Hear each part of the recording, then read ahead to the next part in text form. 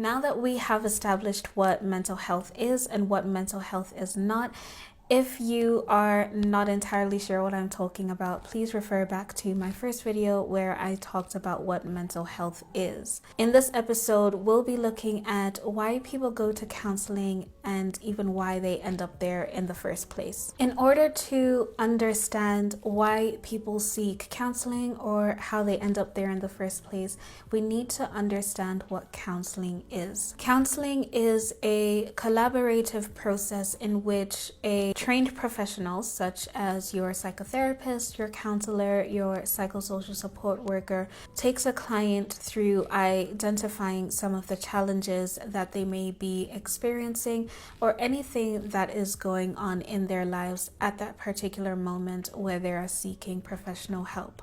And so counseling is not only for individuals who are psychologically distressed. People go for counseling in order to problem solve or to gain new perspectives in some of the issues that they may be facing or decisions that they have to make. People also seek counseling to increase their own self-awareness, maybe to understand themselves better. People also seek counseling because it is a safe and non-judgmental space, and so they may just be wanting somebody to talk to, somebody willing to listen without judgment. People also seek counseling in order to improve their relationships with self and also with others. There are so many reasons why people seek counseling. These are just a few. But the bottom line of everything is that counseling is not a process only for those who are struggling with their mental health. So you might be asking yourself, what can I expect then in my first counseling session?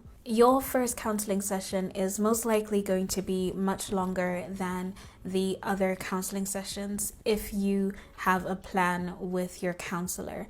But in your first session, your counselor will mainly take information. So they may ask you questions about your childhood, your occupation, your family, and different things that can help build a picture of who you are sitting right there, and maybe some of the things that have led you into the space that you are currently in at the time of seeking help. Your first session also is your opportunity to also get to know your counselor better. So you may ask questions about the methodologies that they use, understanding even more what that relationship that you are about to establish with your counselor is going to be like, and setting your expectations, setting your boundaries, and also going through all the other contractual information with your counselor.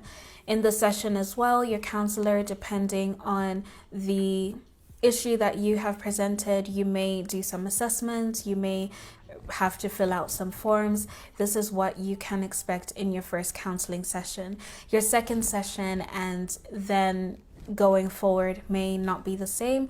Most likely you're just going to work on the goals that you had set in your first counseling session and just work slowly to achieve those certain goals and talk about it through that process. This is all that I had for you today. If you have any questions, please feel free to put those down in the comment section below, and I'll be sure to have a look at them, answer them, and maybe even make an entire video about it.